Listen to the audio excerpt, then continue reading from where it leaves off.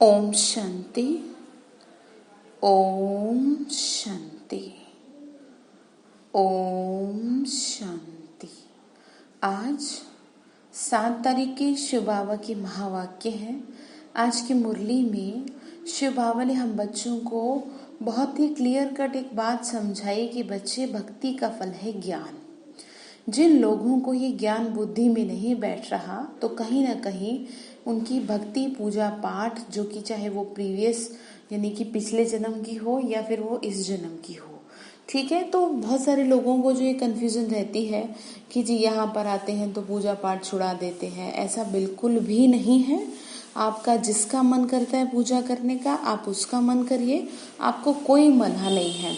हम लोगों के साथ बात ये हुई कि हमें क्या है, हमने पीछे के जन्म में या ये कहें कभी तो भक्ति की होगी जिसका फल अभी हमको प्राप्त हुआ, जो बचपन से ही ज्ञान में चल गए, या कोई युवा अवस्था में चला या कोई उसके बाद चला, तो ये एक अलग मैटर है। आपने बहुत सच्चे दिल से अगर अच्छे से भगवान को याद किया होगा, जैसे कि कोई किसी की पूजा करता है तो किसी न किसी रूप में उसकी इच्छा पूरी होती है ना, जब भगवान खुश हो जाते हैं उस चीज से। तो इसी तरह से अगर वो ईश्वर परमात्मा आपकी भक्ति से संतुष्ट होते हैं, खुश होते हैं, तो क्या है, फिर आपको उसका फल प्राप्त होता है। और उसका फल क्या होता है? ज्ञान, जो हम लोगों को प्राप्त हुआ है। ये आज बाबा ने समझाया है, तो बहुत ही ध्यान से सुनेंगे इन बातों को, क्योंकि कंफ्यूजन बहुत लोगों के दिमाग में चलती रहती है। तो आज क्लियर कर लें उस बात को। फिर बाबा ने कहा कई बच्चे क्या है, चलते चलते अपनी तकदीर को अपने आप ही खत्म कर देते हैं। क्यों? क्योंकि सेवा नहीं करते। सेवा करेंगे तभी तो तकदीर बनेगी। फिर बाबा ने कहा सेवा करिए, तरह तरह से कॉन्फ्रेंस में टॉपिक भी रखे, किस तरह से धर्म के बारे में समझाया जाए, है ना। अपने धर्म की नॉलेज होने की बहुत ज़रूरत है। फिर बाबा बोले कि देखो अभी तुम सेवा कर रहे हो ना, तो फिर धीरे धीरे क्या है, सेवा वृद्धि को पाएगी। फाइनली बाबा ने कहा बच्चे कोशिश ये करो, स्वभाव संस्कार संबंध सब में फरिश्ता रूप में स्थित रहो, ठीक है। तो चलिए सुन लेते हैं शिव बाबा के महावाक्य। प्रातः मुरली ओम शांति। बाप दादा मधुबन। मीठे बच्चे, बाप आए हैं तुम पुराने भक्तों को भक्ति का फल देने। किस लिए आए हैं? भक्तों को भक्ति का फल देने। भक्ति का फल है ज्ञान, जिससे ही तुम्हारी सद्गति होती है। प्रश्न बाबा ने पूछा, कई बच्चे चलते चलते तकदीर को आप ही शूट कर लेते हैं, करते हैं। कैसे? अगर बाप का बनकर सर्विस नहीं करते, अपने पर और दूसरों पे रहम नहीं करते, तो वो अपनी तकदीर को शूट करते, यानी स्वयं को स्वयं ही मार देते हैं। बाबा ने कहा अर्थात पद भ्रष्ट हो जाता है। अच्छी रीति पढ़ें, योग में रहें तो पद भी अच्छा मिले। सर्विसेबल बच्चों को तो सर्विस का बहुत शौक होना चाहिए। बाबा ने कहा तुम सर्विसेबल बच्चे हो तो तुम्हें क्या होना चाहिए? सेवा का तो बहुत शौक होना चाहिए तुमको। ऐसे बाबा समझा रहे हैं, ठीक है। फिर बाबा ने यही आज इस चीज को बताया है कि बच्चे देखो, तकदीर को क्या ना करें, लकीर ना लगाएं, क्योंकि मैं पूरा पूरा चांस दे रहा हूं तुम्हें इस टाइम, ठीक है। तो गीत है कौन आया सवेरे सवेरे। कौन आता है सवेरे सवेरे? शिव बाबा आते हैं ना। किस लिए आते हैं? इसलिए आते हैं कि बच्चे उठ जाएं और अपनी तकदीर जगा लें, तकदीर को लकीर ना लगा दें। बात समझ में आ रही है? क्या समझा रहे हैं बाबा? ओम शांति। रूहानी बच्चे समझते हैं हम आत्मा है, न कि शरीर, और यह ज्ञान अभी ही मिलता है परमपिता परमात्मा से। बाप कहते हैं जबकि मैं आया हूं तो तुम अपने को आत्मा निश्चय करो। आत्मा ही शरीर में प्रवेश करती है, एक शरीर छोड़ दूसरा लेती रहती है। आत्मा नहीं बदलती, शरीर बदलता है। आत्मा तो अविनाशी है, तो अपने को आत्मा समझना ये ज्ञान कभी कोई दे न सके। बाप आए हैं बच्चों की पुकार पर, यह भी किसी को नहीं पता कि ये पुरुषोत्तम संगम युग है। बाप आके समझाते हैं मेरा आना होता है कल्प के पुरुषोत्तम संगम युग पर। क्या कहा? इस समय आता हूं ना जबकि सारा विश्व पुरुषोत्तम बनता है, इस समय तो सारा विश्व कनिष्ठ पतित है, उसको कहा जाता है अमरपुरी, और यह है मृत्युलोक। इस समय क्या है, सभी पतित हैं, मृत्युलोक है। मृत्युलोक में आसुरी गुण वाले मनुष्य होते हैं, अमर लोक में दैवी गुण वाले, इसीलिए उनको देवता कहा जाता है। बात समझ में आ रही क्या कहा, इसीलिए उनको देवता कहा जाता है। ये तो जैसे देवता हैं, कोई दैवी गुण वाले होते हैं। देखो, देवता कोई एक्स्ट्राऑर्डिनरी थोड़ी होते हैं, अच्छे इंसान को देवता कहा जाता है। अगर आपके ही कर्म अच्छे हैं तो दुनिया आप ही को कहेगी कि भाई देखो ये तो कैसे देवी जैसी है, और अगर आप ही के कर्म बेकार के हैं, अच्छे नहीं हैं, तो कहेंगे कि पता नहीं देखो ये तो कैसे राक्षस जैसे हैं। अब इसमें ये मैटर नहीं है कि शरीर कोई राक्षस का अलग से दिखाया जाएगा, शरीर तो आपका मनुष्यों का ही होगा, लेकिन कर्म खराब होने की वजह से कैटेगरी असुरों की में डाल देंगे, 5 विकारों में फंसे हुए हैं। तब गाते हैं इस दुख से आके लिबरेट करो। कोई एक सीता को नहीं छुड़ाया, बाबा ने समझाया भक्ति को सीता कहा जाता है, भगवान को राम कहा जाता है। देखो कितनी अच्छी बात है, अंडरलाइन करें, भक्ति को सीता कहा जाता है और जो भगवान है उनको राम कहा जाता है। तो भक्ति करेंगे, भक्ति में कोई देखो, भक्ति की भी ना कैटेगरी होती है। एक तो होता है कि हाँ ठीक है आप नियम निभा रहे हो, जैसे कि कई घरों में नियम होता है कि तब तक मुंह झूठा नहीं करेंगे जब तक नहा धो के भगवान के आगे धूप बत्ती अगरबत्ती नहीं जला देंगे, या 5 मिनट बैठ के कोई पूजा पाठ नहीं कर लेंगे। नियम निभाना बहुत अच्छी बात है, लेकिन अगर उस नियम को आप तरीके से निभाएं तो सोने पे सुहागा है, अर्थ सहित निभाएं, खाली फॉर्मेलिटी ना करें। कई घरों में ये है कि जैसे और काम है, जैसे घरों में काम होते हैं नाश्ता बनाना, खाना बनाना, ऐसे ये भी काम है जी चलो धूप बत्ती अगरबत्ती जलाए हैं। नहीं, अगर आप सचमुच में भक्ति का फल चाहते हैं ना परमात्मा से, तो भक्ति भी सच्चे मन से करें, दिखावे की ना करें, ऐसे फॉर्मेलिटी वाली ना करें। उससे बेटर तो करें ही ना, क्योंकि दिखावे से करने से क्या होगा, कुछ भी नहीं होगा। हालांकि भक्ति में भी लोगों को बहुत भगवान को पाने की चाह रहती है, लेकिन सबको क्या प्राप्त होते हैं? कभी सुना है आपने मंदिर में जाके हर किसी की इच्छा पूरी हो रही हो? किसी किसी की होती है, और उसमें भी ना जिनके मन साफ रहते हैं ना उनकी होती है, जिनके सच्चे मन रहते हैं, हर किसी की नहीं होती। तो बात आपको समझ में आ रही है क्या समझाया जा रहा है?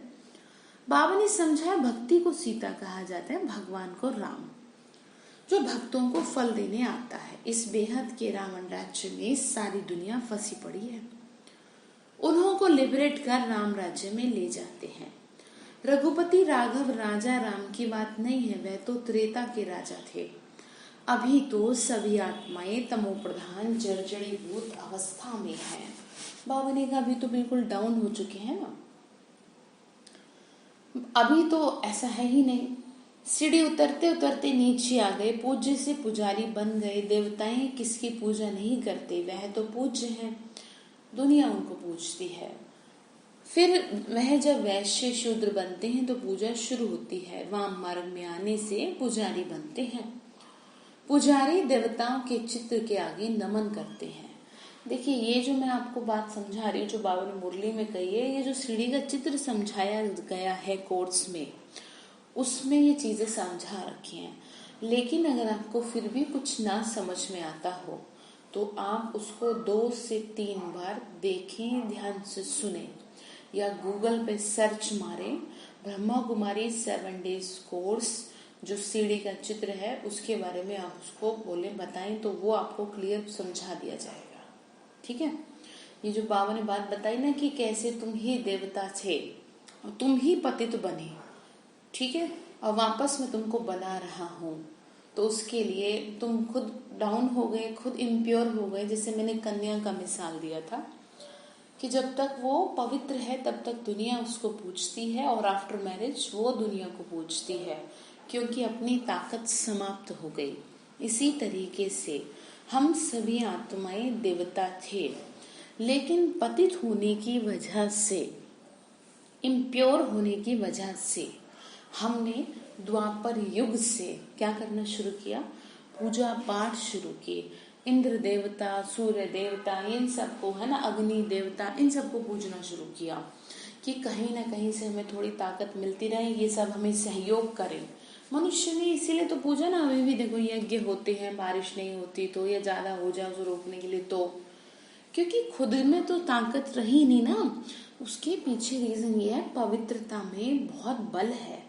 आप समझ रहे हैं, पहले की आत्माएं जो होती थी वो पवित्र होती थी।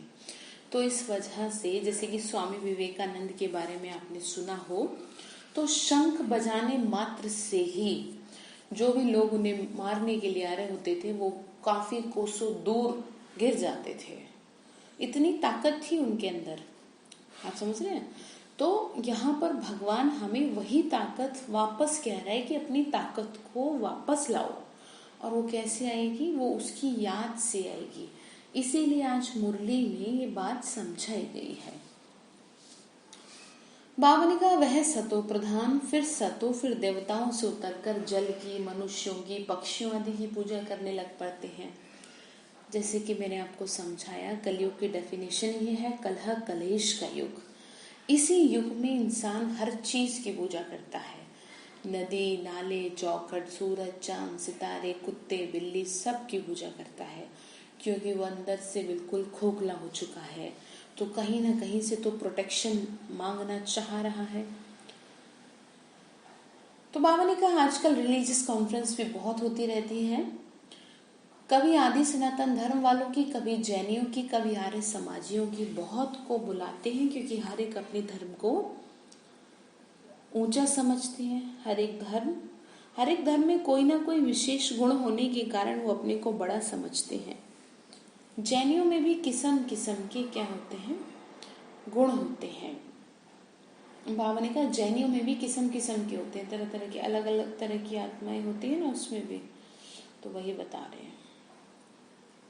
तो कहा कि उनमें फिर नंगे कोई भी रहते हैं। नंगे बनने का अर्थ नहीं समझते भगवानुवाच। इसका अर्थ ये था कि तुम आत्मा आई थी बिना शरीर के, तो उन्होंने क्या समझ लिया? शरीर को ऐसा कर दिया। तो बाबा ने वही समझाया है कि नंगे होने का अर्थ नहीं समझते भगवानुवाच। नंगे अर्थात आज शरीरी आए थे, फिर आज शरीरी बनकर जाना है, यानी शरीर को छोड़ना है। ठीक है? वो फिर कपड़े उतार कर ऐसे बन जाते हैं। भगवानवाच के अर्थ को नहीं समझते। भगवान ने क्या कहा? बाबा कहते हैं, तुम आत्माएं यहाँ ये शरीर छोड़कर पाठ बजाने आई हो, फिर वापस जाना है। कौन कह रहे ऐसे? आपको कोई कह देगा? थोड़ा सा दिमाग लगाना। कौन कहेगा बताओ? इन बातों को तुम बच्चे अब समझते हो। आत्मा ही पाठ बजाने आती है, झाड़ वृद्धि को पाता रहता है। नए नए किस्म के धर्म इमर्ज होते रहते हैं। इनको बाबा ने कहा, इसीलिए इनको वैरायटी नाटक कहा जाता है। वैरायटी धर्मों का झाड़ है। इस्लामी देखो कितने काले हैं, उन्हों की भी बहुत ब्रांचेस निकलती है। मोहम्मद तो बाद में आए, पहले है इस्लामी। मुसलमानों की संख्या बहुत है। अफ्रीका में कितने साहूकार हैं। सोने हीरो की खानियां हैं, जहां बहुत धन देखते हैं तो उस पर चढ़ाई कर धनवान बनते हैं। क्रिश्चियन लोग भी कितने धनवान बने हैं। भारत में भी धन है, परंतु गुप्त।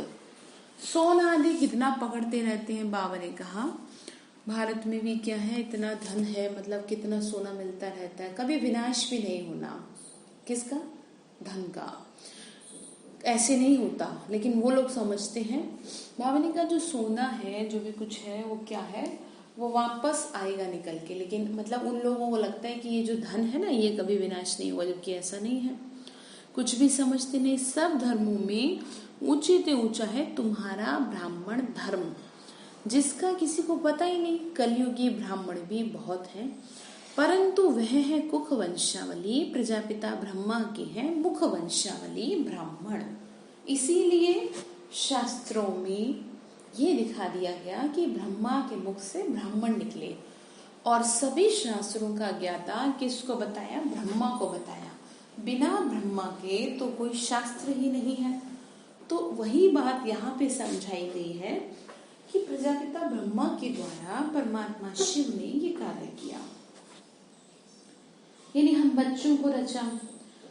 बाबा ने कहा प्रजापिता ब्रह्मा के मुख वंशावली ब्राह्मण हो तो सब भाई बहन होने चाहिए। अगर वो अपने को ब्रह्मा की औलाद कहलाते हैं तो भाई बहन ही ठहरे, फिर शादी भी कर ना सके।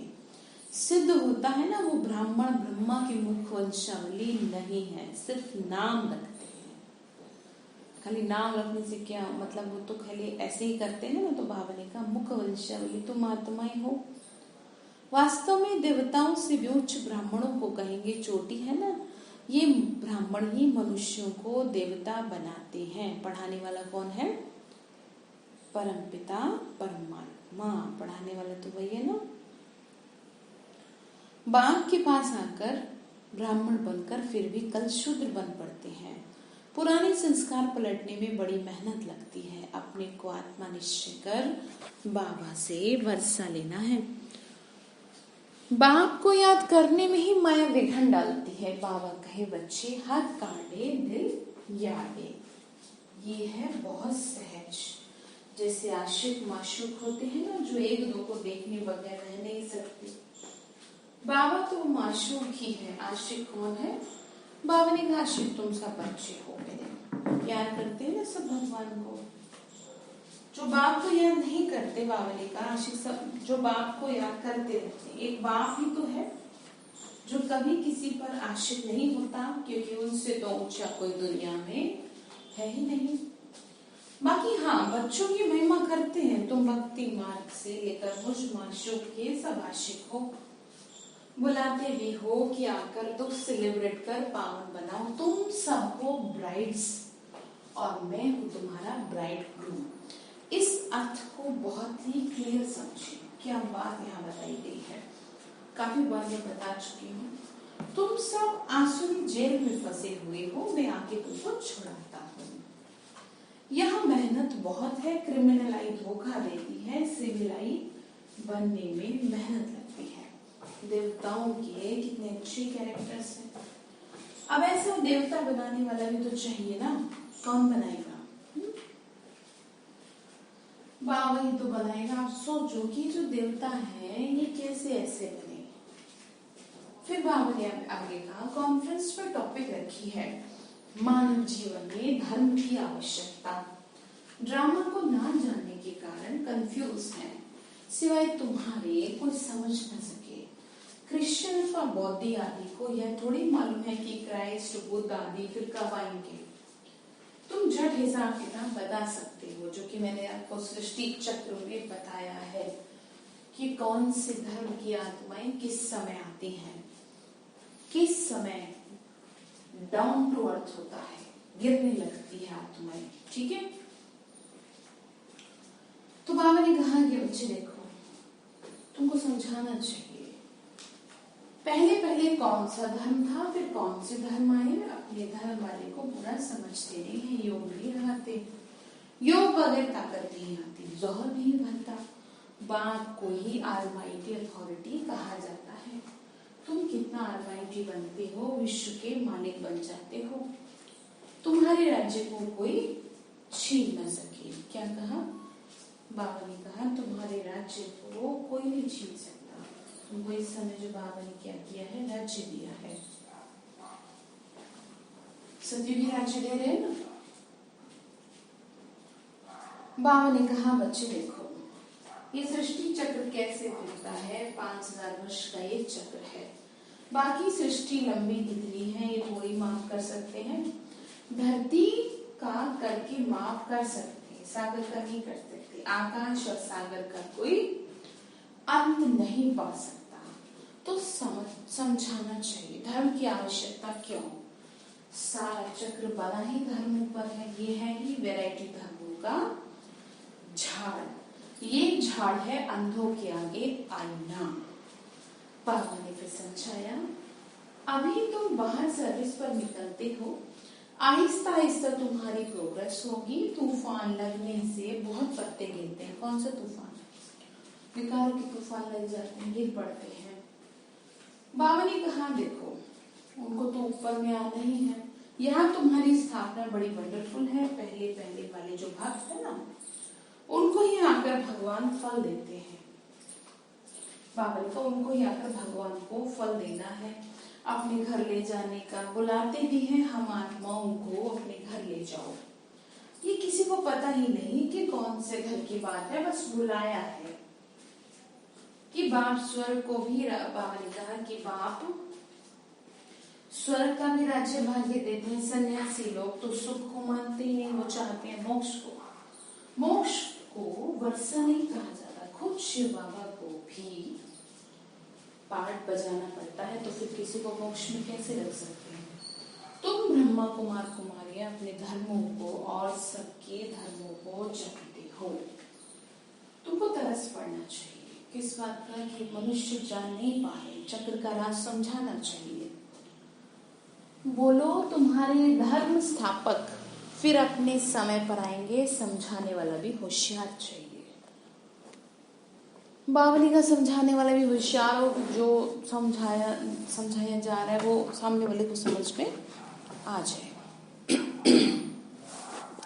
बात समझ में आ रही क्या कहा?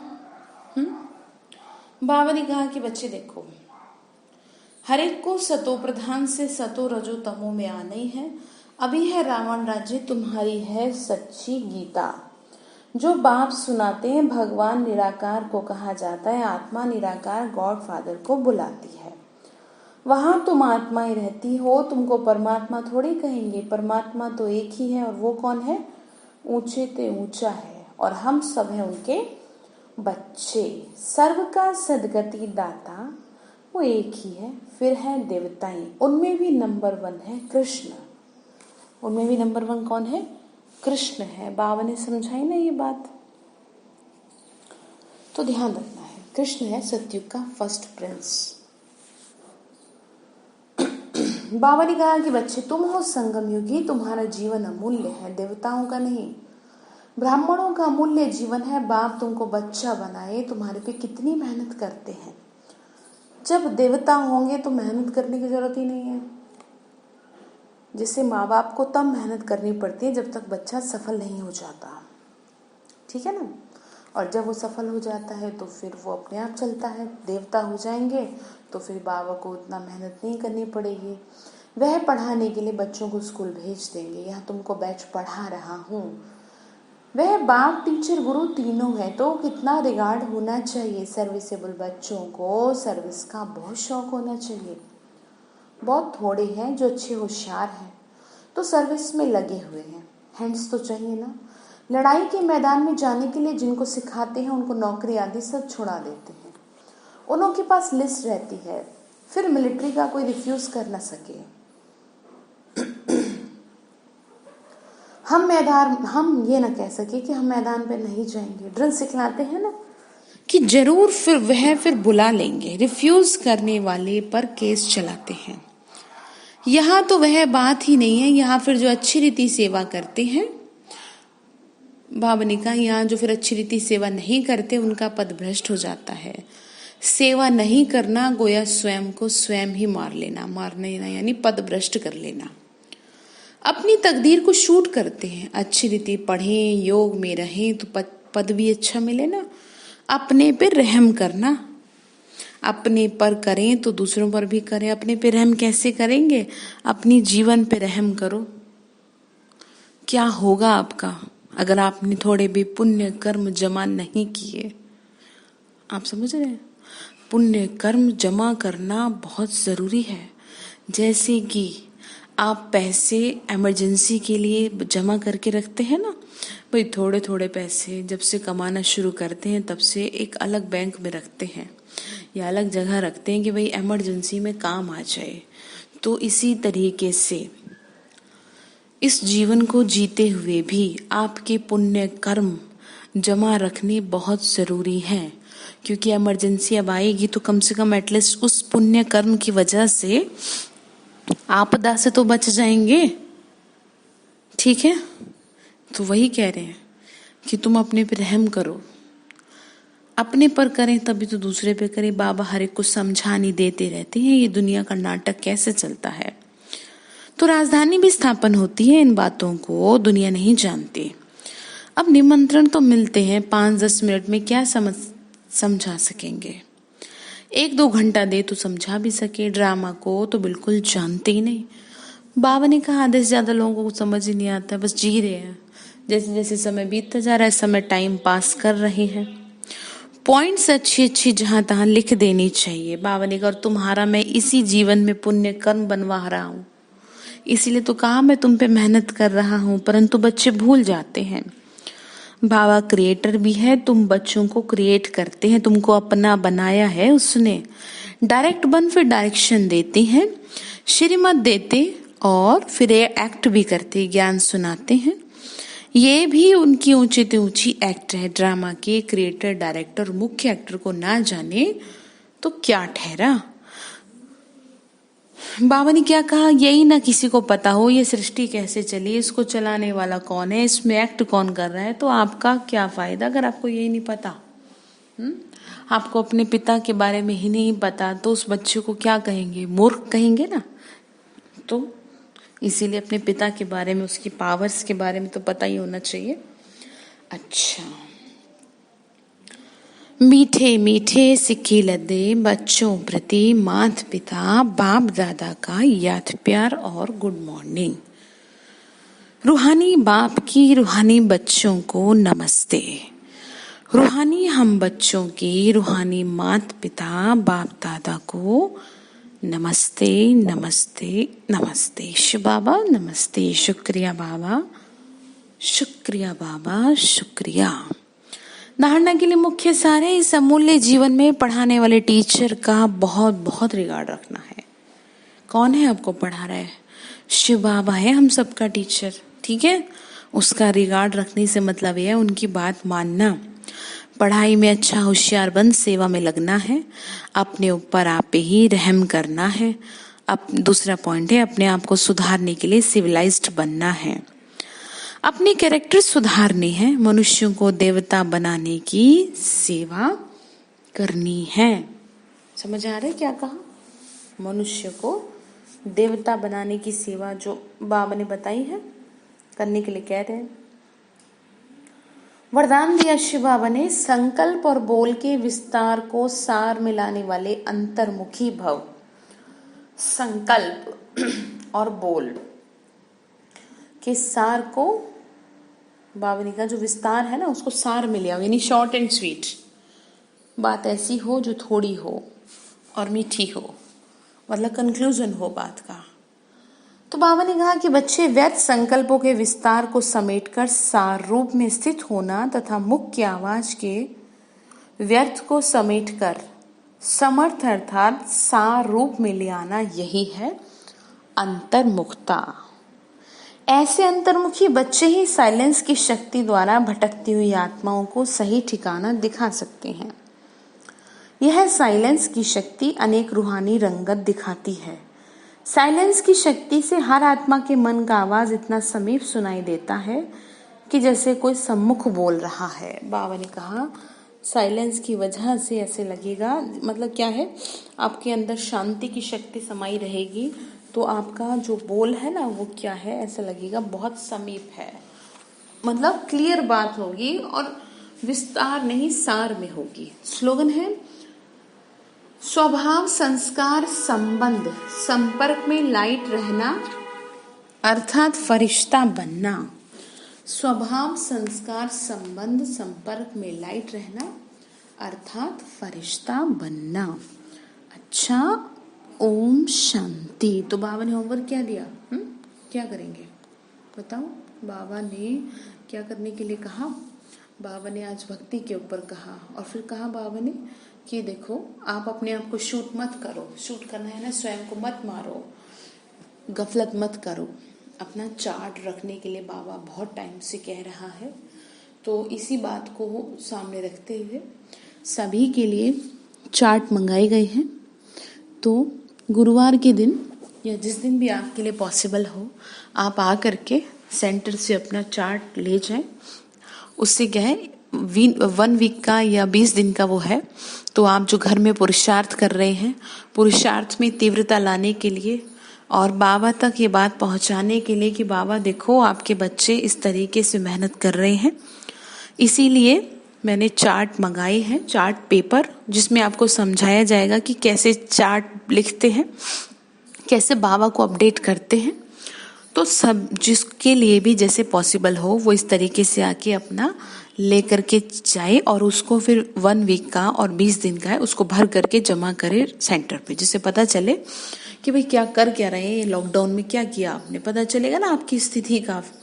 ठीक है, वैसे तो अभी उतना कुछ है नहीं, लेकिन यह है कि आप चार्ट पेपर अपना ले जाइए और उसको भरिए, जिससे कि नॉलेज में रहे कि आप ज्ञान योग कर रहे हैं या ऐसे ही समय बर्बाद कर रहे हैं। ठीक है, अच्छा, ओम शांति।